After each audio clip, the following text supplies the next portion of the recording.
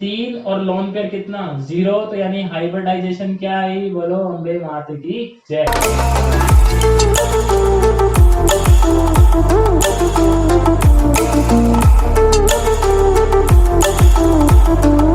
नमस्कार बच्चों, आप सभी का स्वागत है। मैं दिनेश शर्मा और आप देख रहे हैं इन्फिनिटी एजुकेशन। तो आपने प्लेलिस्ट का नाम तो पढ़ ही लिया होगा। तो प्लेलिस्ट का नाम क्या है? Guide book to mechanisms on organic chemistry. तो ये जो प्लेलिस्ट है इसमें मैं क्या करने वाला हूँ, ऑर्गेनिक केमिस्ट्री की वीडियोस मिलेंगी। और ये जो बुक है अपनी, इनके ऑथर कौन है? अपने पीटर स्काइस। इसको क्या है, मैं टॉपिक बाय टॉपिक एक्सप्लेन करूंगा और उसके न्यूमेरिकल देखेंगे कि उस टॉपिक से क्या क्या अपने क्वेश्चन बन सकते हैं कॉम्पिटिटिव एग्जाम्स के लिए। अच्छा, अब बात ये आती है कि ये जो बुक है वो किस किस को रेफर करी जाती है। तो मैं बताऊं ये वीडियो किन किन बच्चों के लिए, ये उनके लिए है जो अभी 12th में है या 11th में है और जेई देना चाहते हैं, क्योंकि ऑर्गेनिक केमिस्ट्री के मैकेनिज्म से ही मोस्टली क्वेश्चन आते हैं। अपने जो कॉम्पिटिटिव एग्जाम होते हैं जैसे जेई एडवांस हो गया, अपना जेई मेंस हो गया, तो वहां पे क्या है, आपको मैकेनिज्म से क्वेश्चन पूछता है वो। तो हम यहाँ पे डिटेल में मैकेनिज्म पढ़ेंगे, एक एक चीज पढ़ेंगे। बात समझ रहे हो आप? मतलब एकदम डिटेल में बताऊंगा आपको, खुल के बात करूंगा यहाँ पे। जैसे होता है ना कि कई लोग क्या है कि कुछ नहीं बताते, गुप्त ज्ञान रख लेते हैं कि भाई बच्चा जब ट्यूशन आएगा उसको बताएंगे। तो यहाँ पे बातें जो है बिल्कुल खुल खुल के करी जाएंगी। आपको एक एक चीज बताई जाएगी, उसकी लिमिटेशन बताई जाएगी और उसका आप फिर कैसे करेंगे सॉल्यूशन लिमिटेशन का वो बताया जाएगा। तो टेंशन लेने वाली बात नहीं है। तो मैं कहता हूँ कि ये वीडियो किन किन को देखनी चाहिए, प्लेलिस्ट किन किन को देखनी चाहिए। जो अपने जेई देने वाले बच्चे, वो नीट देने वाले हैं, वो देख सकते हैं, कोई दिक्कत नहीं, ऑर्गेनिक बढ़िया हो जाएगी उनकी।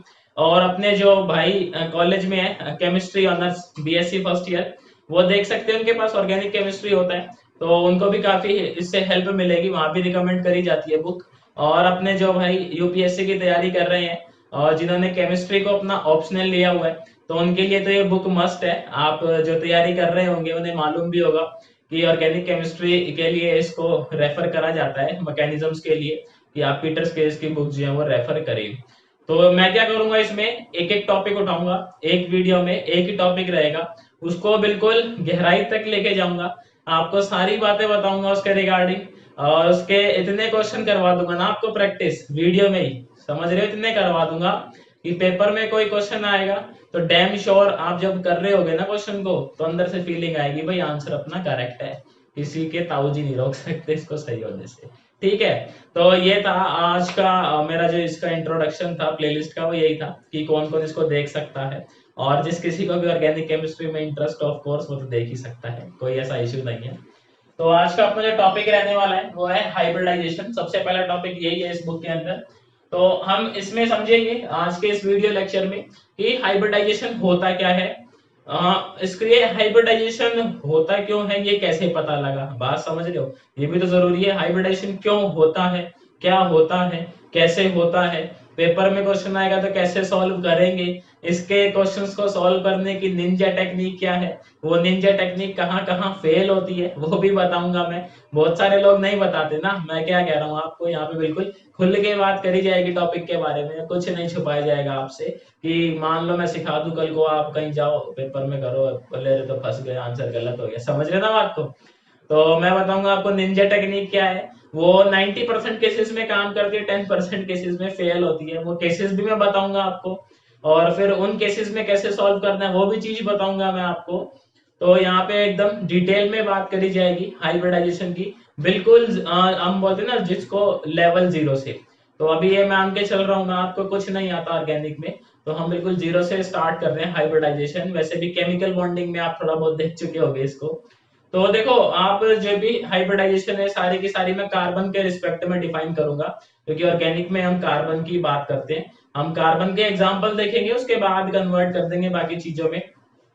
तो सबसे पहले हाइब्रिडाइजेशन देखो जरूरत क्या पड़ी, मतलब कैसे मालूम चला कि हाइब्रिडाइजेशन या कुछ गड़बड़ हो रही है मॉलिक्यूल के अंदर, ये देखते हैं। तो हम कार्बन को जानते हैं बचपन से, कार्बन का एटॉमिक नंबर कितना होता है? 6 होता है, सब बच्चे जानते हैं। इसकी हमने कॉन्फ़िगरेशन लिखी 1s2 2s2 2p2, सब कंफर्टेबल है इसके अंदर, ग्राउंड स्टेट कॉन्फ़िगरेशन है। अब हम ये बात जानते हैं कि जब भी नए बॉन्ड बनते हैं, जब भी नए बॉन्ड बनते हैं तो एनर्जी रिलीज होती है। एनर्जी रिलीज होगी अगर, तो उसे खाएगा कौन? अपना कार्बन दादा खाएंगे। कौन खाएगा एनर्जी को? कार्बन दादा। तो कार्बन के जो इलेक्ट्रॉन है वो एक्साइट हो जाते हैं।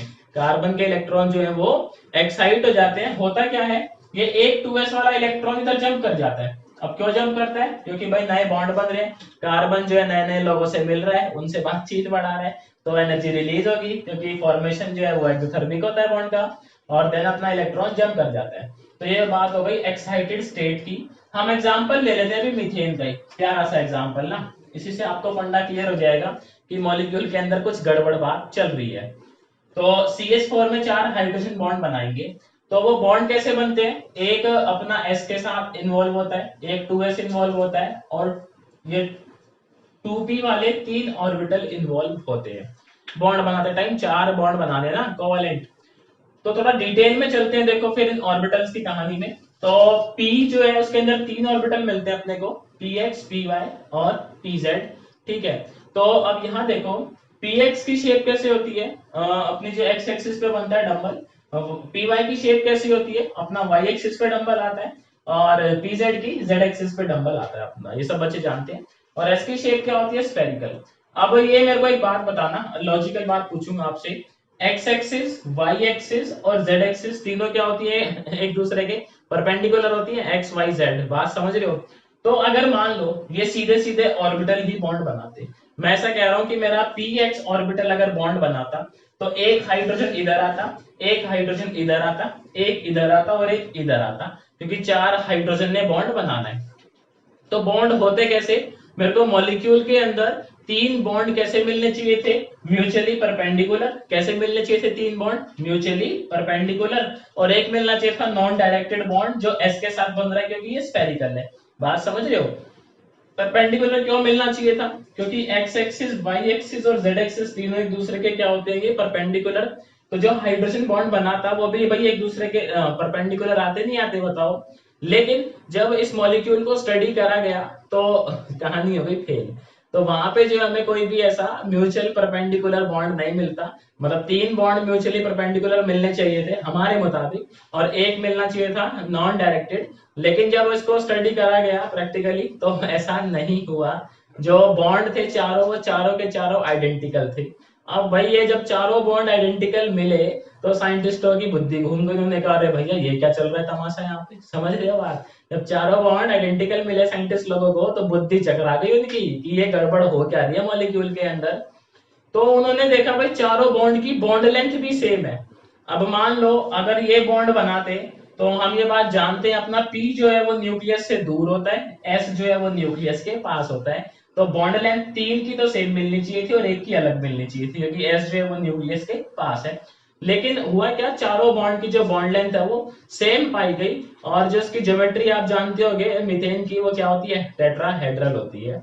क्या होती है वहां की ज्योमेट्री जो है अपनी मीथेन की? टेट्राहेड्रल। तो ये जो फिनोमिना हुआ सारा का सारा, साइंटिस्ट ने जो एस्टिमेट करा था कि 3 डायरेक्टेड मतलब परपेंडिकुलर बॉन्ड और एक नॉन डायरेक्टेड बॉन्ड मिलना चाहिए, लेकिन जब प्रैक्टिकली स्टडी करा गया तो वो मिला नहीं। जब नहीं मिला तो फिर उनकी बुद्धि चकरा गई, चल क्या रहा है यहाँ पे, तो टेट्राहेड्रल है, चारों बॉन्ड जो है वो सेम है। तो उन्होंने देखा कि यहाँ पे जो है कार्बन के साथ कुछ गड़बड़ है। क्या है? कार्बन के साथ कुछ गड़बड़ है। तो उन्होंने देखा हो क्या रहा है कि ये 3 जो है, ये 3p इस x, ये जो s है इसके साथ मिक्स हो रहे हैं। ये जो 3p ऑर्बिटल है वो इस s के साथ क्या हो रहे हैं? मिक्स हो रहे हैं। और मिक्स होने के बाद कुछ अलग ही राम कहानी चल रही है। तो अब उस अलग राम कहानी को हम क्या बोल देते हैं? हाइब्रिडाइजेशन बोल देते हैं प्यार से। उसको हम अब डिटेल में देखते हैं कि हाइब्रिडाइजेशन कैसे क्या होती है, कैसे क्या निकालेंगे। हम 3 हाइब्रिडाइजेशन डिटेल में पढ़ेंगे, sp3, sp2 और sp। देन जो है आपको क्वेश्चंस करवाऊंगा मैं बहुत सारे, तो टेंशन लेने वाली कोई बात नहीं है। आपको एकदम डिटेल में बातें बताई जाएंगी यहाँ पे। चलो भैया बात कर लेते हैं कि हाइब्रिडाइजेशन है क्या और क्यों होती है और किस किस पे एप्लीकेबल है। तो पहली बात देखो, यहाँ पे मैंने लिखा हुआ इस चीज को आप स्क्रीनशॉट ले लेना, ताकि आपको दोबारा ना लिखना पड़े। समझ रहे हो बात को? आपके लिए लिखा एकदम अच्छी अच्छी राइटिंग में। तो देखो क्या कहता है, it is a process of intermixing of atomic orbitals so as to yield new orbitals which are capable of forming stronger bonds. तो इसमें क्या है, आपके एटॉमिक ऑर्बिटल मिक्स होते हैं। मिक्स होने से फायदा क्या होता है? वो नए ऑर्बिटल बनाते हैं। अब आप बोलोगे पुराने में क्या गड़बड़ थी? तो गड़बड़ समझाई ना मैंने कि हम कुछ और सोच रहे थे और प्रैक्टिकली कुछ और मिल रहा है, वो गड़बड़ थी। तो जो नए ऑर्बिटल बनते हैं वो पुराने वाले से ज्यादा बढ़िया बॉन्ड बनाने की क्षमता रखते हैं। क्या कह रहा हूं मैं? मिक्स होने के बाद जो नया बना, नया है वो जो बेटर है बॉन्ड बनाने में। और हम ये बात जानते हैं केमिस्ट्री में कोई भी चीज होती है उसके पीछे एक ही रीजन होता है, क्या? स्टेबिलिटी। ब्रह्मास्त्र अपना स्टेबिलिटी का। कुछ क्वेश्चन और आंसर ना आए पेपर में तो क्या लिख देना, ऐसा इसलिए हो रहा है क्योंकि ऐसा होने से उसकी स्टेबिलिटी बढ़ रही है। ठीक है, चलो जोक्स अपार्ट। अब देखो कहता है हाइब्रिडाइजेशन होती क्यों है? तो hybridisation takes place so that the atom concerned can form as strong bonds as possible and so that the other atoms thus bonded are as far apart from each other as possible so that the total energy of the resultant compound is minimum। तो ये जो hybridisation अपना phenomena है ये central atom के लिए बताया जाता है। जैसे मीथेन में सेंट्रल एटम कौन है? अपना कार्बन दादा है, तो कार्बन दादा के लिए हम बताएंगे हाइब्रिडाइजेशन। तो ये होती क्यों है? ताकि जो कार्बन है वो जितना हो सके उतने ज्यादा स्ट्रॉन्ग बॉन्ड बनाए और जो कार्बन से जुड़ रहे हैं यानी कि हाइड्रोजन वो अपने आप को जितना दूर हो सकते हैं उतना दूर रखें। दूर होने से फायदा क्या होगा? रिपल्शन कम होता है मॉलिक्यूल में। आपने थ्योरी पढ़ी होगी VSEPR, है ना, वैलेंशियल इलेक्ट्रॉन पेयर रिपल्शन थ्योरी। तो उसके मुताबिक जो रिपल्शन होता है वो सबसे ज्यादा किस में होता है? लोन पेयर में। फिर किस में होता है बताओ? लोन पेयर बॉन्ड पेयर में, और सबसे कम बॉन्ड पेयर में। तो वो जो बॉन्ड है मतलब जो एटम है वो अपने आप को ज्यादा से ज्यादा दूर रखना चाहते हैं ताकि जो अपना मॉलिक्यूल है, रिजल्टेंट जो मॉलिक्यूल या कंपाउंड है उसकी एनर्जी क्या है? मिनिमम। एनर्जी अगर मिनिमम होगी तो स्टेबिलिटी क्या होती है? मैक्सिमम। दोनों उल्टा चलते हैं। अगर एनर्जी ज्यादा होगी तो स्टेबिलिटी कम हो जाएगी ऑटोमेटिकली, और अगर एनर्जी कम होगी तो जो स्टेबिलिटी है वो ऑटोमेटिकली बढ़ जाएगी। चलो वेरी गुड। अब जो हाइब्रिडाइजेशन है कहता है hybridisation procedure applies only to the orbitals not to the electrons. ये सिर्फ ऑर्बिटल्स पे ही अप्लाई होता है, इलेक्ट्रॉन पे अप्लाई नहीं होता। अभी हो सकता है आपको ये पॉइंट ना समझ आया हो, आगे मैं एनर्जी डायग्राम बनाऊंगा वहां पे आपको ये पॉइंट क्लियर हो जाएगा कि जो हाइब्रिडाइजेशन है वो सिर्फ और सिर्फ ऑर्बिटल पे काम करता है, इलेक्ट्रॉन को टच नहीं करता। इलेक्ट्रॉन जो जैसे थे त्यों वैसे ही रहते हैं, बात समझ रहे हो। और ये सिर्फ और सिर्फ सेंट्रल अपना जो एटम होता है उसके लिए बताया जाता है। क्या कह रहा हूँ? हाइब्रिडाइजेशन जो है वो सिर्फ और सिर्फ सेंट्रल एटम के लिए बताया जाता है। जैसे मीथेन में कार्बन सेंट्रल एटम है तो सिर्फ हम कार्बन के लिए ही बताएंगे। तो अभी देखते हैं, ये तो कुछ अपने बेसिक बेसिक चीजें थी। अभी हम देखेंगे sp3 हाइब्रिडाइजेशन जिसका एग्जांपल है मीथेन। और मैं आपको आगे चल के ये भी बताऊंगा कि sp3 ही क्यों आया उसके अंदर, बात समझ रहे हो। फिर sp2 देखेंगे, फिर sp देखेंगे, फिर कुछ एक्सेप्शन देखेंगे और अपनी निंजा टेक्निक देखेंगे। तो देखो सबसे पहले हम बात करते हैं मीथेन के स्ट्रक्चर की, यानी अपनी sp3 हाइब्रिडाइजेशन। पहले मैं समझाता हूं, उसके बाद में आपको बताऊंगा कि इसमें sp3 कैसे आया, और अगला sp2 देखेंगे इसमें sp2 कैसे आया। तो sp3 में होता क्या है? sp3 हाइब्रिडाइजेशन रहता है इसके अंदर। तो इसके अंदर होता क्या है? Wave functions for the 2s 2p orbitals. Wave function जानते हो आप? ये पढ़ा होगा ना आपने एटॉमिक स्ट्रक्चर में, माता का त्रिशूल पढ़ा होगा ना। ये आपको बताता है प्रोबेबिलिटी, अगर आप इसका स्क्वायर कर देते हो साई। ये साई है, ये ऑर्बिटल के बारे में इंफॉर्मेशन रखता है सारी। तो कहते हैं कि जो वेव फंक्शन है 2s का और 2p के अंदर तीन मिलेंगे अपने को, px py pz, तीनों का अलग अलग होगा ये। तो ये तीन ये डब्बे, एक s का डब्बा, orbitals of ground state carbon are mix to form 4 new and equivalent sp3 hybrid orbitals. Basically यहाँ पे चार डब्बे कंबाइन होते हैं, यानी चार ऑर्बिटल। तीन ऑर्बिटल होते हैं pk px py pz, और एक ऑर्बिटल होता है अपना s जो कि 2s है। तो चार ऑर्बिटल आपस में आते हैं, एक दूसरे से बातचीत करते हैं, मिलते हैं, और चार नए हाइब्रिड ऑर्बिटल बनते हैं। ये ध्यान रखना, जितने ऑर्बिटल मिक्स होंगे उतने ही नए बनेंगे। यहाँ कितने मिक्स हो रहे हैं? तीन ये, एक ये, चार। तो नए भी कितने बनेंगे बोलो? चार, है ना। चलो, तो जो अब चार बनते हैं वो अपने sp3 बनते हैं, चार sp3 हाइब्रिड ऑर्बिटल बनेंगे। अब इसमें देखो क्या है, the designation sp3 signifies that the hybrid orbital has one part s orbital character and three part p orbital character। अब देखो जैसे s और p आपस में कंबाइन हुआ, p कैसा होता है? अपना डम्बेल होता है। और s कैसा होता है अपना स्फेरिकल होता है। जब ये कंबाइन होंगे तो हाइब्रिड बनता है ऐसा, समझ रहे हो बात आप। तो यहाँ पे sp3 का मतलब क्या है कि जो हाइब्रिड बन रहा है आपका, ये जो हाइब्रिड ऑर्बिटल आपका बना हुआ है, इस ऑर्बिटल में एक हिस्सा है s का और 3 हिस्से हैं p के। क्या समझ रहे हो कि एक हिस्सा है s का और 3 हिस्से हैं p के, इसलिए हम इसको sp3 बोलते हैं प्यार से। तो अब देखो मीथेन का जो ये स्ट्रक्चर है, मीथेन की शेप जो है वो टेट्राहेड्रल होती है। कौन बताता हमें? हमें बताता है VSEPR थ्योरी। और आगे चल के हम ये बात देखेंगे कि जो हाइब्रिडाइजेशन है ना, आप कितने फॉर्मूले पढ़ लो, कितने ही आप निंजा टेक्निक लगा लो, जो स्ट्रक्चर है, स्ट्रक्चर डिफाइन करता है हाइब्रिडाइजेशन को। क्योंकि जो हम निंजा टेक्निक सीखेंगे वो बहुत जगह फेल होती है, आपको बताऊंगा कहाँ कहाँ फेल होती है। तो यहाँ पे देखो 4 हाइब्रिड कैसे दिख रहे हैं। एक ये हाइब्रिड, ऐसे ही मैंने 4 बनाए हैं टेट्राहेड्रल शेप में, और 4 हाइड्रोजन आएंगे ना मेरे, CH4 है। हाइड्रोजन की अगर मैं कॉन्फ़िगरेशन की बात करूं तो बेचारे पे 1s1 सिर्फ s ऑर्बिटल होता है, तो s ऑर्बिटल आता है और 4 s जो है वो कंबाइन होते हैं। यहाँ पे एक इलेक्ट्रॉन जो है वो कार्बन का होता है, दूसरा इलेक्ट्रॉन जो है वो हाइड्रोजन भैया का होता है। Same here and same here and same here. अब ये देखो, ये जो ओवरलैपिंग होती है यहाँ पे, ये p जो हाइब्रिड ऑर्बिटल है और ये जो s ऑर्बिटल है, इसके बीच में जो ओवरलैपिंग है वो कैसे है? ऐसे हेड टू हेड, मतलब ऐसे है, ऐसे। समझ रहे हो इसको क्या बोलते हैं हम? हेड टू हेड, एक के ऊपर एक। जब भी हेड टू हेड ओवरलैपिंग होती है तो वहां बनता है सिग्मा बॉन्ड। कौन सा बॉन्ड बोलता है बनता है? बोलो मेरे साथ, सिग्मा बॉन्ड। जब भी हेड टू हेड ओवरलैपिंग होगी तो बॉन्ड कैसा बनेगा अपना? Sigma bond. बुद्धि में बैठा लो, बहुत काम की चीज है। इवन बहुत बारी यूपीएससी में भी पूछ लेता है कितने सिग्मा कितने पाई। अभी पाई पे भी आऊंगा, टेंशन ना लो, ठीक है? समझ रहे हो बात? है बात छोटी सी लेकिन इंपॉर्टेंट है। अब इसके अंदर हम देखते हैं कि एस करेक्टर कितना है, पी करेक्टर कितना है। देखो टोटल कितने हिस्से, एक एस का हिस्सा है और पी के 3 हिस्से। तो एस कितना मिलेगा अपने को? 25%, और पी कितना मिलेगा? 75%। कैसे? बचपन में याद है करते थे अपन रेशो वाला फंडा। एक हिस्सा है एस का, टोटल हिस्से कितने? 4 इंटू 100, तो कितना आ जाएगा? 25। पूरा तो 100 है, जिसमें से एस कितना ले गया? 25 ले गया, तो पी कितना बचा? 75 बचा अपने पास।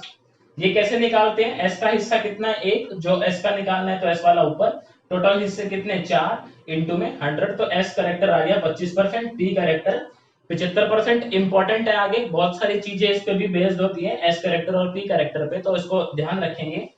अच्छा, यहाँ पे जो बॉन्ड एंगल होता है, ये ये टेट्राहेड्रल में कितना होता है? मीथेन के केस में 109.5 डिग्री का जो है यहाँ पे बॉन्ड एंगल बनता है। तो ये अपना मीथेन का स्ट्रक्चर था कुछ हाइब्रिडाइजेशन के टर्म्स में। अभी मैं इसका एनर्जी डायग्राम बनाता हूँ तो आपको और चीजें क्लियर होंगी। एनर्जी डायग्राम में हम ऑर्बिटल बनाएंगे, हाइब्रिड ऑर्बिटल बनाएंगे, उनकी एनर्जी देखेंगे कैसे क्या रहती है और कैसे क्या फिल करेंगे। तो ये बात सबको समझ आई? मेरे को कमेंट में बताना। अभी फिर मैं आपको एनर्जी डायग्राम बना के दिखाता हूँ। सो देखो, एनर्जी डायग्राम की बात कर लें, यहाँ अपना रहता है एनर्जी कोऑर्डिनेट।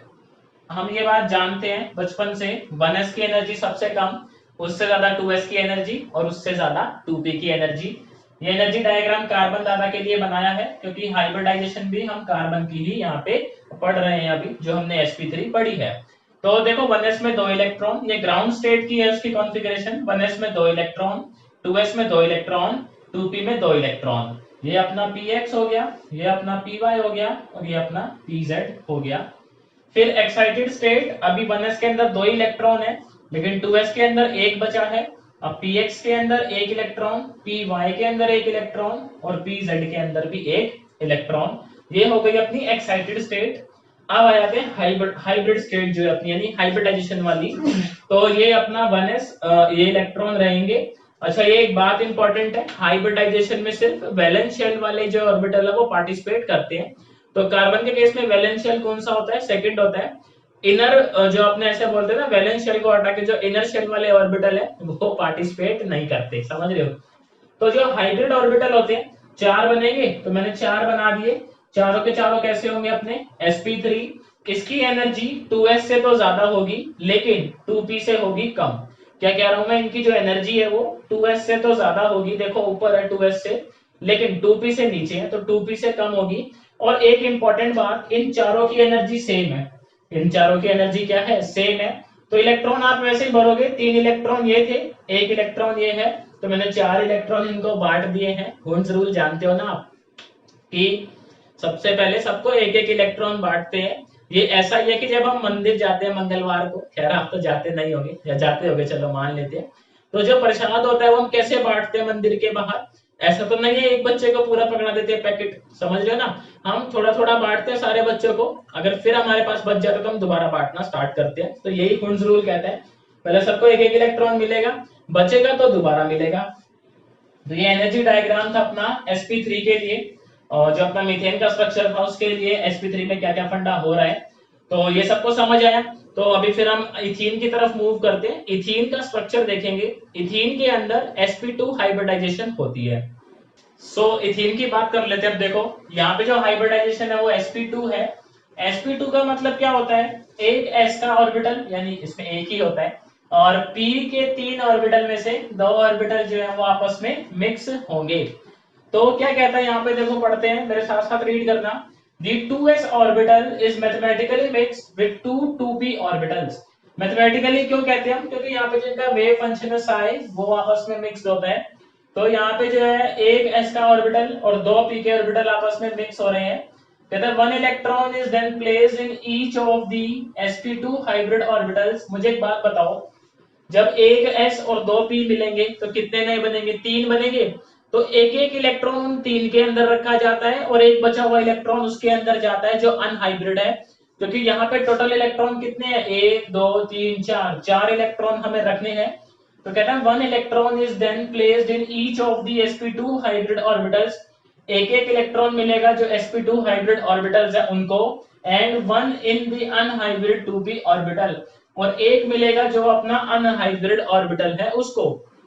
तो यहाँ देखो, अब इसके बाद क्या कहते हैं, फिर मैं डायग्राम पे आता हूँ। ये थोड़ा पपलू सा डायग्राम बनाए, ये अभी एक कार्बन के लिए बनाया है। अभी मैं ये पहले समझा दूं, फिर आपको पूरा बोर्ड पे दिखाता हूँ बना के पूरे इथीन का स्ट्रक्चर, और उसकी कुछ बातें करेंगे, उसका एनर्जी डायग्राम देखेंगे, कुछ कुछ बातें और कर लेंगे उसके बारे में। कहता है the 3 sp2 orbitals that result from hybridization are directed towards the corner of a regular triangle। तो ये बोल सकते हैं जो sp2 हाइब्रिडाइजेशन है उसकी शेप क्या होती है? Trigonal planar. जैसे कि ये पहला हाइब्रिड, ये दूसरा हाइब्रिड और ये तीसरा हाइब्रिड। बात समझ रहे हो आप? कहता है the unhybrid p orbital is perpendicular to the plane of triangle formed by the hybrid sp2 orbitals. ये जो एक अनहाइब्रिड बचा है ना, आप ऐसा मान के चलना, अगर हाइब्रिड मेरे इस प्लेन में, मतलब ट्राइंगल इस प्लेन में बन रहा है, तो अनहाइब्रिड यूं मिलेगा मेरे को परपेंडिकुलर। अगर समझ रहे ना बात, तो ये कुछ ऐसा ही है कि अगर हाइब्रिड अपने को मान लो इस प्लेन में मिलता है तो अनहाइब्रिड अपने को ऐसा मिलेगा, और इधर मिलेंगे ये 3 हाइब्रिड जो बनाए हैं, ये प्यारे प्यारे से ये एक ये ऐसा। समझ गए बात? डायग्राम अब काम चला लेना, ऐसे ही डायग्राम बनता है मेरे से। तो हमें क्या बात ध्यान रखनी है, 4 इलेक्ट्रॉन थे। देखो एक इलेक्ट्रॉन इस हाइब्रिड के अंदर जाएगा, एक इलेक्ट्रॉन इस हाइब्रिड के अंदर जाएगा, एक इलेक्ट्रॉन इस हाइब्रिड के अंदर जाएगा, और एक इलेक्ट्रॉन जाएगा इस अनहाइब्रिड के अंदर, जो कि अपना हाइब्रिडाइजेशन में पार्टिसिपेट नहीं कर रहा है। तो ये बात मेरे को बताना समझ आई। अभी मैं आपको फुल डायग्राम बना के दिखाता हूँ और कुछ आपसे उस डायग्राम के बारे में बातें भी करता हूँ कि क्या क्या चीज इसके अंदर रहने वाली है। तो फाइनली देखो, बड़ा ही प्यारा सा डायग्राम बना दिया है मैंने इथीन का। इथीन का क्या होता है अपना C2H4। तो यहाँ पे क्या है, देखो ये पहला कार्बन, पहला हाइब्रिड, दूसरा हाइब्रिड, तीसरा हाइब्रिड, एक अपना ये अनहाइब्रिड। सेम यहाँ पे क्या है, पहला हाइब्रिड, दूसरा हाइब्रिड, तीसरा हाइब्रिड और एक ये अनहाइब्रिड। अब 4 हाइड्रोजन बॉन्ड बनाएंगे, तो पहला हाइड्रोजन, दूसरा हाइड्रोजन, तीसरा हाइड्रोजन, चौथा हाइड्रोजन, और ये कार्बन कार्बन का ये हाइब्रिड ऑर्बिटल ऐसे ओवरलैप कर रहा है। और ये जो अनहाइब्रिड ऑर्बिटल थे अपने, जहां एक एक इलेक्ट्रॉन अवेलेबल था, वो ऐसे ओवरलैप करते हैं। ये पहला अनहाइब्रिड, ये दूसरा अनहाइब्रिड, बस एक दूसरे को अट्रैक्ट करते हैं। इसको हम बोलते हैं पाई बॉन्ड। क्या बोलते हैं इस बॉन्ड को? Pi bond. और इस ओवरलैपिंग को बोला जाता है साइडवेज ओवरलैपिंग या लेटरल ओवरलैपिंग। क्या बोला जाता है, बोलो मेरे साथ? साइडवेज ओवरलैपिंग या फिर लेटरल ओवरलैपिंग। और इसको बोलते हैं हम हेड टू हेड ओवरलैपिंग। क्या बोलते हैं? Head to head overlapping. तो यहाँ देखो, ये सिग्मा बॉन्ड बनेगा, ये सिग्मा बनेगा, ये सिग्मा बनेगा, ये वाला बॉन्ड सिग्मा बनेगा, ये सिग्मा बनेगा, और एक पाई बनेगा। तो जो पाई बॉन्ड है वो हमेशा बनाते हैं अनहाइब्रिड ऑर्बिटल। कौन बनाते हैं बताओ? अनहाइब्रिड ऑर्बिटल हमेशा पाई बॉन्ड बनाते हैं, और हाइब्रिड अपना सिग्मा बनाते हैं। यहाँ देखो s परसेंटेज कितना होगा 33.3, कैसे? sp2 है ना, वही फंडा, 1 डिवाइडेड बाय 3 इंटू 100, तो s करेक्टर आ जाएगा 33.3 और p आ जाएगा 66.7। शुद्ध हिंदी। चलो इसके बाद ये डायग्राम समझ आया सबको। देन अपना आ जाते हैं अपन एनर्जी डायग्राम पे। यहाँ पे देखो वही अपना पहले ये ग्राउंड स्टेट है, ये एक्साइटेड स्टेट है, वो हाइब्रिड स्टेट है। तो ग्राउंड स्टेट में यही होता है 1s में 2 इलेक्ट्रॉन, 2s में 2 इलेक्ट्रॉन और 2p में भी 2 इलेक्ट्रॉन। देन एक्साइटेड में क्या होता है, ये एक इलेक्ट्रॉन जंप कर जाता है इधर, तो यहाँ तो 2 इलेक्ट्रॉन थे, यहाँ एक है और यहाँ 3 हो चुके हैं। अब देखो यहाँ पे जब मैंने अगला डायग्राम बनाया हाइब्रिड वाला, 1s तो एज इट इज है, लेकिन 3 अपने sp2 हाइब्रिड ऑर्बिटल बन गए हैं और एक ये अनहाइब्रिड ही है। तो अनहाइब्रिड वाले की एनर्जी अभी भी उतनी ही है जितनी पहले थी, लेकिन जो हाइब्रिड वाले हैं उनकी p से कम है और s से ज्यादा है। बात समझ रहे हो? यहाँ पे एक हाइब्रिड ऑर्बिटल के अंदर एक पार्ट s का होता है और 2 पार्ट p के होते हैं। जैसे sp3 को समझा था कि एक पार्ट s का है हाइब्रिड ऑर्बिटल के अंदर और 2 पार्ट p के हैं, इसलिए हम इसको प्यार से sp2 बुलाते हैं। तो कमेंट करके मेरे को बताना कि आपको ये sp2 हाइब्रिडाइजेशन का लोचा समझ आया क्या, इथीन का स्ट्रक्चर समझ आया। अच्छा ये एंगल कितना होगा अपना, 120 होगा, भाई ट्राइंगल है, समझ रहे ना, ये 120, ये 120 और ये तो परपेंडिकुलर है प्लेन के, मैंने बता ही दिया आपको कि अगर अपना प्लेन है ऐसे तो ये अनहाइब्रिड वाला ऐसे रहता है। Logic clear? देन आगे मूव करें तो अभी देखो अपन इथाइन का स्ट्रक्चर देखते हैं, उसके अंदर sp होता है। उसके बाद में आपको निंजा टेक्निक सिखाता हूँ कि आप किसी भी कंपाउंड में किसी भी एटम की हाइब्रिडाइजेशन कैसे कैलकुलेट करोगे। तो अब बात करेंगे देखो अपने इथाइन भैया की, जिसमें हाइब्रिडाइजेशन होती है sp। तो इसके अंदर होता क्या है, एक 2s ऑर्बिटल और एक 2p ऑर्बिटल, यानी कि 2s अगर अपना ड्रॉ करें तो एक 2s का डब्बा और एक 2p का डब्बा, ये आपस में मिक्स होते हैं और 2 मिक्सों में तो 2 ही हाइब्रिड बनेंगे और 2 कैसे रह जाएंगे बताओ, अनहाइब्रिड रह जाएंगे। तो यहाँ पे क्या होता है, देखो बड़ा ही कॉम्प्लेक्स सा स्ट्रक्चर दिख रहा है आपको ये। तो ये 2 कार्बन के लिए बनाएंगे ना, इथाइन क्या होता है अपना C2H2। तो पहले कार्बन का पहला हाइब्रिड, ये वाला पहला हाइब्रिड, ये सेकंड हाइब्रिड, ये 2 क्या बचेंगे इसके अंदर, अनहाइब्रिड। समझ रहे हो? ऐसे ये इसका पहला हाइब्रिड सेकंड कार्बन का, ये दूसरा हाइब्रिड और ये 2 क्या रहेंगे अपने, अनहाइब्रिड। अब देखो ये वाला जो है वो इसके साथ ओवरलैप करेगा ऐसे, ये वाला इसके साथ ओवरलैप करेगा, तो ये सिग्मा बनेगा, हेड टू हेड ओवरलैप है। ये सिग्मा बनेगा हाइड्रोजन वाला, ये भी सिग्मा बनेगा, लेकिन ये पाई बनेगा और ये भी पाई बनेगा। तो यहाँ पे देखो ये 3 सिग्मा है और 2 पाई बॉन्ड अवेलेबल है इस मॉलिक्यूल के अंदर। अब कैरेक्टर की बात करें तो एस कैरेक्टर 50 होगा इसके अंदर, पी कैरेक्टर भी 50 होगा, क्योंकि एक एक हिस्सा है दोनों का, बराबर के भागीदारी है। बात समझ में आ रही है ना आप लोगों को? तो हमने देखो 3 स्ट्रक्चर देखे अभी तक। हमने देखा भाई मीथेन का, हमने देखा इथीन का स्ट्रक्चर, हमने देखा इथाइन का स्ट्रक्चर। तो हमें एक बात समझ आ गई, सिर्फ अगर सिंगल बॉन्ड है तो वो होता है सिग्मा, अगर डबल बॉन्ड है तो उसके अंदर होता है एक सिग्मा एक पाई, और अगर ट्रिपल बॉन्ड है ना तो उसके अंदर होता है एक सिग्मा 2 पाई। ये काम की बात है, इस पे भी क्वेश्चन करेंगे हम, ऐसी बात नहीं है। और ये मान के चलना मैं आपको इतने क्वेश्चन करा दूंगा ना, इतने क्वेश्चन करा दूंगा, आप कहोगे अरे यार मजा ही आ गया क्वेश्चन करके। समझ रहे हो बात को? मेन है क्वेश्चन, क्वेश्चन जितने ज्यादा लगाएंगे हम उतने ही अपने कंसेप्ट जो है वो और बिल्डअप होते जाएंगे। ये तो बेसिक्स है अभी। तो ये बात सबको समझ आई, मेरे को बताना कमेंट में। अब एक बारी मैं बॉन्ड लेंथ और डिस्कस कर लेता हूँ आपसे, फिर आपको शॉर्टकट बताता हूँ। तो देखो बॉन्ड लेंथ में लॉजिक क्या कहता है कि जितना ज्यादा आपका एस करेक्टर होता है बॉन्ड लेंथ उतनी छोटी होती है। अब ऐसा क्यों, भाई दिमाग में तो आना चाहिए ना हमारे कि ऐसा क्यों हो रहा है। वो है ना, आपको देखो चीज आप तभी सीख पाओगे जब आपके अंदर क्यूरियोसिटी आए। मतलब आप ये सोचो ऐसा क्यों हो रहा है या क्यों नहीं हो रहा है, तो अंदर से एक इच्छा जगनी चाहिए ना, स्वयं इच्छा जिसे बोलते हैं पढ़ने की। और ऐसा बोला जाता है जो उस्ताद होता है यानी कि जो टीचर होता है, उस्ताद का काम होता है इल्म की प्यास जगाना। मतलब टीचर का काम है स्टूडेंट के अंदर एक इच्छा जगाना कि वो खुद से उस चीज के बारे में थोड़ी रिसर्च करे कि ऐसा क्यों हो रहा है क्यों नहीं हो रहा है, उसके जहन में ये सवाल उठे। समझ रहे हैं? तो चलो अब आगे चलते हैं। मतलब ऐसा बोलते हैं कि जो मेन काम होता है उस्ताद का वो ज्ञान देना नहीं, मतलब इल्म देना नहीं, इल्म की प्यास जगाना होता है। तो चलो अब आ जाते हैं, कहते हैं ग्रेटर दी एस कैरेक्टर और शॉर्टर इज दी बॉन्ड। ऐसा क्यों होता है ये देखते हैं। This is because S orbital is spherical and have more electron density closer to the nucleus than P orbital. जो अपना एस होता है ना, जो अपना एस होता है वो न्यूक्लियस के पास होता है। न्यूक्लियस के पास होगा तो न्यूक्लियस और एस के बीच में डिस्टेंस कम होगा। डिस्टेंस कम होगा तो उस पर फोर्स ऑफ अट्रैक्शन जो है न्यूक्लियस का ज्यादा होता है। आप खुद सोचो, जब न्यूक्लियस उसको ज्यादा पावर से खींचेगा तो बॉन्ड लेंथ अपने आप क्या हो जाएगी, छोटी हो जाएगी। समझ गए पॉइंट।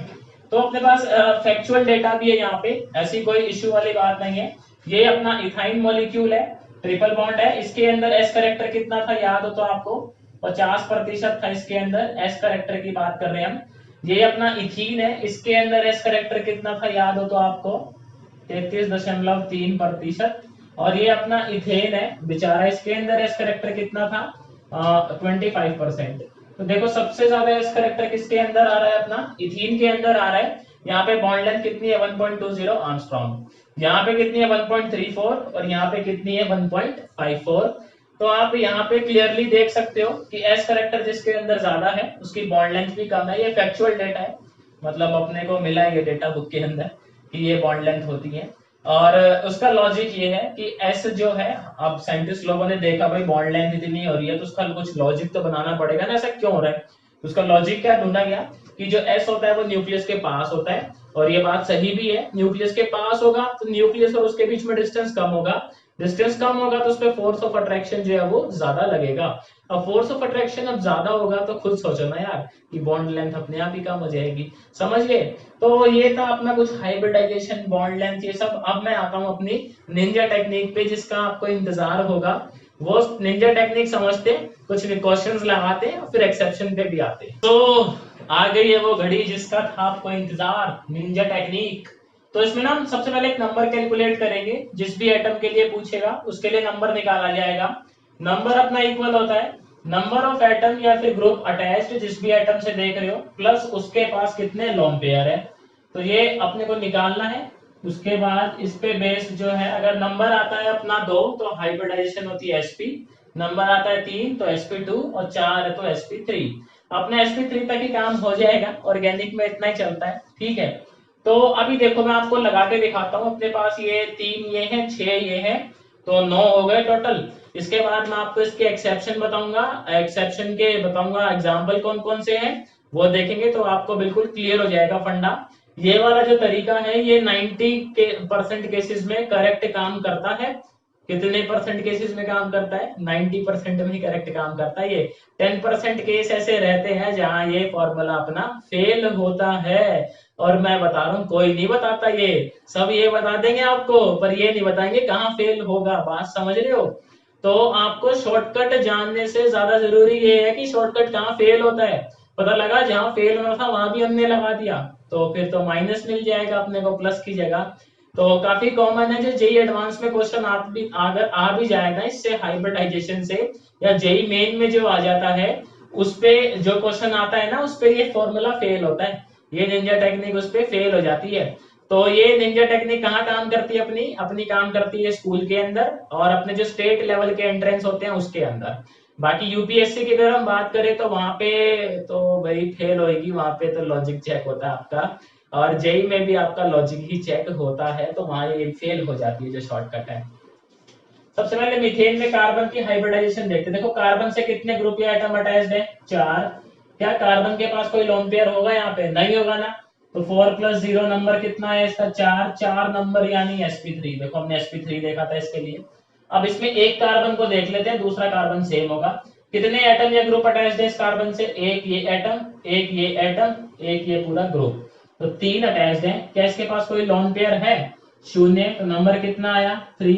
3 यानी हाइब्रिडाइजेशन क्या देखी थी हमने, sp2 देखी थी इथीन की। और ये अपना इथाइन भी देख लो, एक कार्बन को जज कर लेते हैं। इससे एक ये एटम अटैच्ड है, ये पूरा ग्रुप अटैच्ड है, तो कितना है 2। और क्या इसके पास कोई लोन पेयर है, 0। तो हाइब्रिडाइजेशन क्या है, sp। समझ गए 3 एग्जांपल। अब आ जाओ इन पे।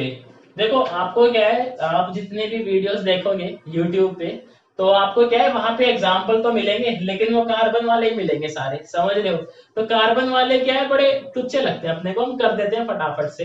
हाथ पांव तो फूलते हैं जब कार्बन के अलावा कोई एटम्स की पूछ लेते हैं, जैसे नाइट्रोजन, ऑक्सीजन, समझ रहे हो यहाँ पे स्ट्रक्चर देख रहे हो आप। थोड़ा देख के आदमी ऐसा घबरा सा जाता है कि अरे यार ये क्या स्ट्रक्चर दे दिया। तो मेरे जो क्वेश्चंस होते हैं वो यही होते हैं, इसी टाइप के, कि आपको जो है ताकि एक्सपीरियंस हो जाए भाई। कार्बन नहीं पूछता पेपर में, कार्बन के वो प्यारी प्यारी सी चेन नहीं पूछेगा, आपको ऐसे ही स्ट्रक्चर देगा वो, समझ रहे हो। तो हमें जो है यूज टू होना है इन स्ट्रक्चर के साथ और इनसे घबराना नहीं है। देखो कितने आसान होते हैं। पहला केस देखते हैं, इस पे पॉजिटिव चार्ज है नाइट्रोजन पे और नाइट्रोजन की हमसे पूछ रहा है हाइब्रिडाइजेशन। एक एटम, दूसरा एटम, तीसरा एटम, ये पूरा ग्रुप, तो टोटल कितने अटैच हुए, 4। नाइट्रोजन के वैलेंस कितने होते हैं, 5 होते हैं। 5 में से 4 तो बॉन्ड में चले गए, एक बचा था वो इसने डोनेट कर दिया किसी गरीब आदमी को, वैसे ये अमीर है तो डोनेट कर दिया, तो प्लस चार्ज आ गया। तो कोई लोन पेयर बचेगा इसके ऊपर, नहीं बचेगा। तो 4+0 कितना आया, 4, यानी हाइब्रिडाइजेशन क्या आ गई इसकी, sp3। बोलो अम्बे मात की जय। समझ आया। अगला देखो, इसमें ऑक्सीजन की पूछी है, तो थोड़ा सा सतर्क हो जाओ। अब यहाँ पे ऑक्सीजन के वैलेंस कितने होते हैं, 6 होते हैं। एक तो यहाँ चला गया, एक यहाँ चला गया, एक यहाँ चला गया, 3। 3 के बाद इसने एक लूज कर दिया, 4, यानी अभी एक 2 इलेक्ट्रॉन इसके पास बचे हुए हैं।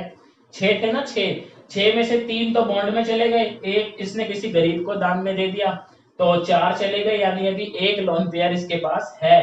अब देखो, एक ये ग्रुप अटैच्ड है, एक ये ग्रुप अटैच्ड है, तो दो तो ग्रुप है और एक लोन पेयर है, तो नंबर कितना आया, 3। 3 नंबर यानी हाइब्रिडाइजेशन sp2। समझे। अगले पे आ जाओ, नाइट्रोजन भैया को। नाइट्रोजन के वैलेंस कितने होते हैं, 5। 5 में से एक इसने कर दिया दान गरीब आदमी को, अब बचे 4, और 4 जो है वो बॉन्ड में पार्टिसिपेट कर रहे हैं, तो कोई लोन पेयर का तो लफड़ा नहीं है। 1, 2 और ये पूरा 3। 3 और लोन पेयर कितना, 0, तो यानी हाइब्रिडाइजेशन क्या है, बोलो अम्बे मात की जय, sp2। समझे। अगले पे आ जाओ, ये देखो भाई कितना खतरनाक स्ट्रक्चर है देखने में।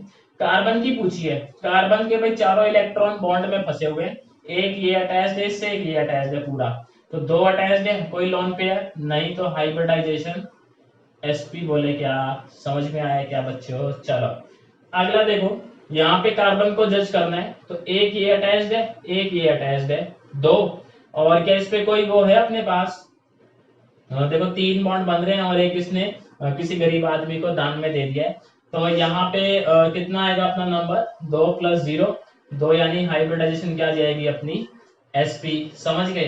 अगला केस देखो, नाइट्रोजन की पूछी है, वैलेंस कितने होते हैं, 5, तो 3 ही बॉन्ड में जा रहे हैं, एक लोन पेयर बचा हुआ है, ध्यान से।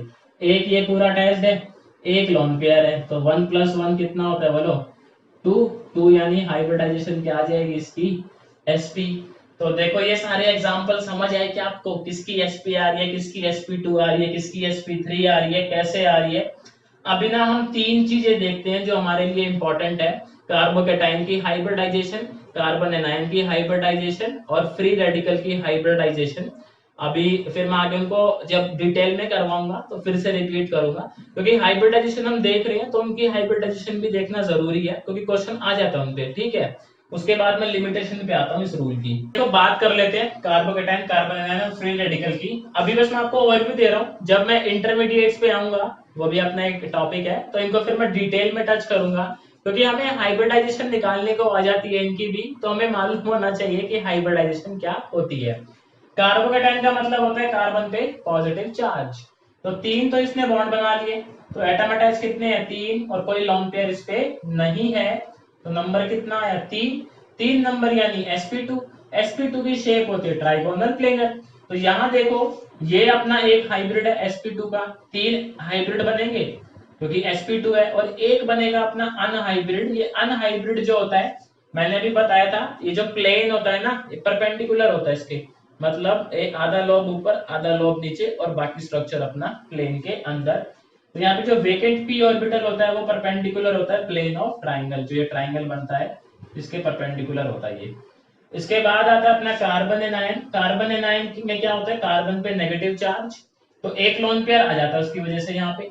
तो देखो नंबर ऑफ ग्रुप या एटम अटैच कितने हैं, 3, लोन पेयर 1, तो नंबर कितना आया, 4। 4 नंबर यानी हाइब्रिडाइजेशन क्या हो गई अपनी, sp3। अच्छा sp3 का वैसे तो टेट्राहेड्रल होता है, लेकिन यहाँ पे बनता है ट्राइगोनल पिरामिडल। क्या बनती है यहाँ पे शेप? Trigonal pyramidal. तो यहाँ ट्राइंगल बना लो अपना और फिर ये पिरामिड बन जाता है ऐसे, समझ गए बात आप।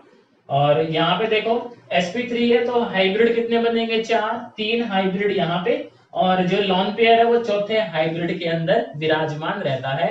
क्या कह रहा हूं मैं यहाँ पे कि 3 हाइब्रिड यहाँ पे और जो लॉन पेयर है वो हाइब्रिड के अंदर रहता है। क्वेश्चन आ जाता है पेपर में कि जो अपना कार्बन आयन है, जो अपना कार्बन एनायन है उसके अंदर जो लोन पेयर है वो किस ऑर्बिटल के अंदर रहता है? तो किसके अंदर लिखोगे बताओ? जो sp3 हाइब्रिड ऑर्बिटल है उसके अंदर अपना लोन पेयर जो है विराजमान रहता है। देन अपना आता है फ्री रेडिकल। फ्री रेडिकल मतलब एक इलेक्ट्रॉन है इसका अपने पास, ना इसने किसी का लिया ना इसने किसी को दिया, इसका अपने पास ही इलेक्ट्रॉन है। ये उद्यमी बच्चे होते हैं, बहुत ज्यादा देखेंगे आगे डिटेल में, हाईली अनस्टेबल। यहाँ पे देखो इसको लोन पेयर काउंट नहीं करा जाता क्योंकि सिंगल इलेक्ट्रॉन है, तो सिर्फ नंबर ऑफ ग्रुप या एटम अटैच 3 है और लोन पेयर 0 है, तो इसके भी हाइब्रिडाइजेशन sp2 आती है। sp2 की shape trigonal planar again, 3 hybrid बनेंगे, पहला हाइब्रिड ये, दूसरा हाइब्रिड इधर होगा, तीसरा हाइब्रिड इधर होगा, एक बचेगा अनहाइब्रिड, और अनहाइब्रिड के अंदर ये इलेक्ट्रॉन जो महाशय है वो विराजमान रहेंगे। जो अनहाइब्रिड है उसके अंदर ये इलेक्ट्रॉन जो है वो विराजमान रहेंगे। तो ये हमारे लिए जानना जरूरी था कि इनकी हाइब्रिडाइजेशन क्या क्या होती है, क्योंकि क्वेश्चन आ सकता है आपसे, पूछ सकता है कि लोन पेयर कहाँ अवेलेबल होता है, अपना रेडिकल कौन से ऑर्बिटल में प्रेजेंट होता है, समझ रहे हो, कार्बोकेटाइन में वेकेंट ऑर्बिटल होता है कि नहीं होता, ये सब बातें कर सकता है, तो हमने यहाँ पे डिस्कस कर ली है। अब मैं एक्सेप्शन पे आता हूँ इस निंजा टेक्निक के।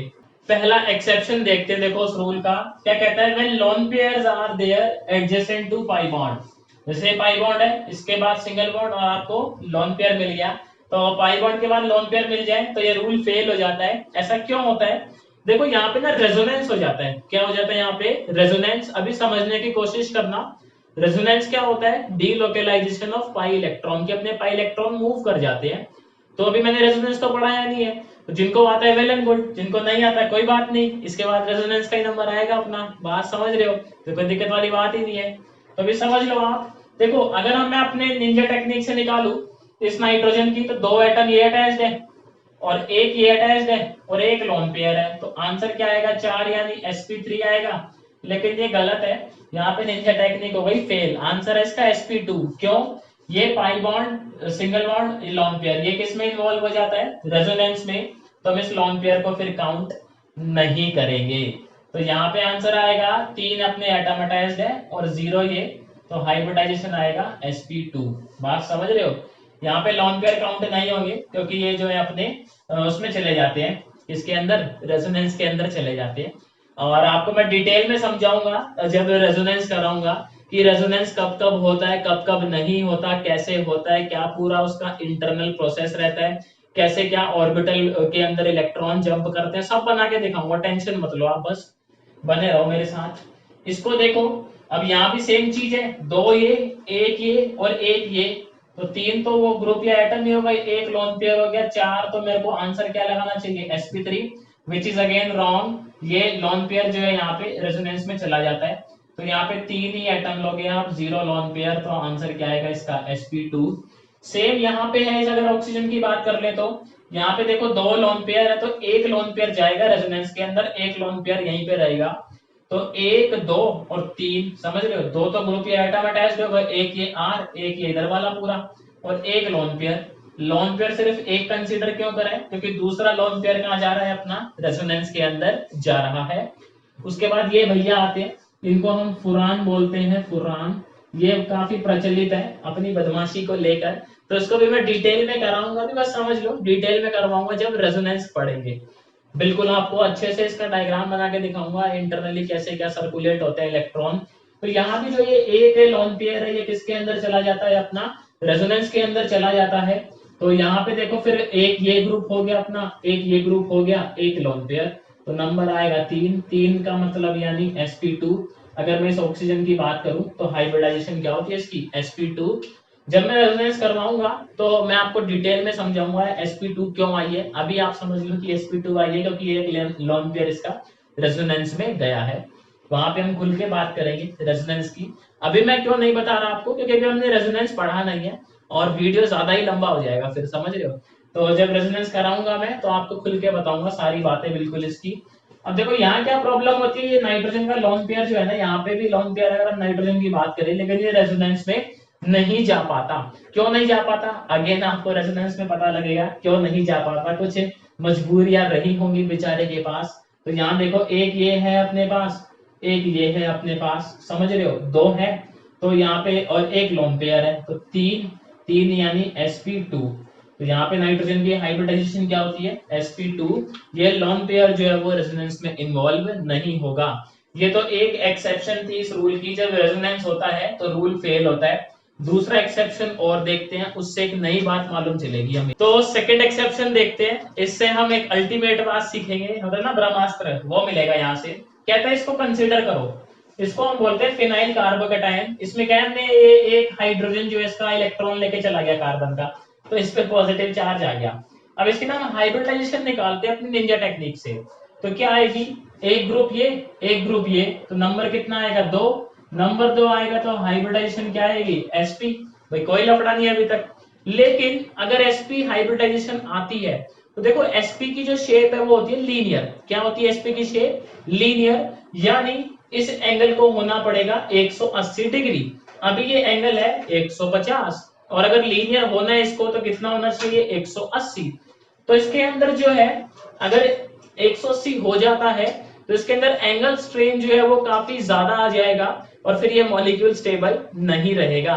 और हमने स्टार्टिंग में ही बात करी थी, हाइब्रिडाइजेशन क्यों करता है कोई मॉलिक्यूल, क्योंकि वो स्टेबल होना चाहता है। अगर 180 होने पे स्टेबल ही नहीं हो रहा तो क्या वो sp हाइब्रिडाइजेशन करेगा, लगाओ दिमाग। तो इसमें क्या कहता है, कहता है according to rule hybridisation must be sp, but here hybridisation is sp2 because the angle strain adopting the linear geometry would lead to far too much angle strain to be a stable molecule। 180 degree आ जाएगा जो कि बहुत ज्यादा angle strain है, और उसके बाद क्या होगा, अपना मॉलिक्यूल स्टेबल नहीं रह पाएगा। क्या होगा, अपना मॉलिक्यूल स्टेबल नहीं रह पाएगा। तो बताओ क्या वो होगा, नहीं होगा ना, लगाएगा दिमाग। तो अब अल्टीमेट बात क्या मालूम चली, यहाँ पे हाइब्रिडाइजेशन sp2 ही रहती है। तो अब देखो बात ये आती है कि हाइब्रिडाइजेशन हम डिसाइड कैसे करेंगे। उसके लिए गोल्डन स्टेटमेंट है, geometry determines hybridisation not the other way around. Geometry जो है वो आपकी अल्टीमेट है, ज्योमेट्री डिसाइड करती है कि हाइब्रिडाइजेशन क्या होगी। पेपर में आए कौन डिसाइड करता है, तो कौन करता है, बोलो मेरे साथ, ज्योमेट्री डिसाइड करती है हाइब्रिडाइजेशन क्या होगी, बाकी कोई तरीका डिसाइड नहीं करता। सब फालतू की बातें, निंजा टेक्निक समझ गए। तो लॉजिक ये कहता है भाई आपकी ज्योमेट्री डिसाइड करती है, आपको बहुत सारी चीजें देखनी पड़ती है, एंगुलर स्ट्रेन है कि नहीं है, रेजोनेंस है कि नहीं है, समझ रहे हो, डेटिव बॉन्ड बन रहा है नहीं बन रहा, अरे भैया 70 चीजें होती है। तो आज के लिए हमने देखो ये हाइब्रिडाइजेशन टॉपिक कवर करा है, मैंने आपको डिटेल में समझाया, निंजा टेक्निक समझाई, उसकी उसकी एक्सेप्शंस बताई है। अगर आपको ये समझ आया हो तो वीडियो को एक लाइक कर देना, चैनल को सब्सक्राइब कर देना अगर अभी तक नहीं करा है तो, और शेयर कर देना। जो आज हमने पढ़ा है इसके नोट्स आपको डिस्क्रिप्शन लिंक में मिल जाएंगे, तो वहाँ लिंक है अपना जी ड्राइव का, डाउनलोड कर लेना। उसमें साफ साफ लिखा हुआ है जो हमने आज कवर करा है टॉपिक हाइब्रिडाइजेशन का। तो मेरी तरफ से आज के लिए इतना ही था, फिर मैं आपसे मिलता हूँ नेक्स्ट वीडियो में एक नए टॉपिक के साथ।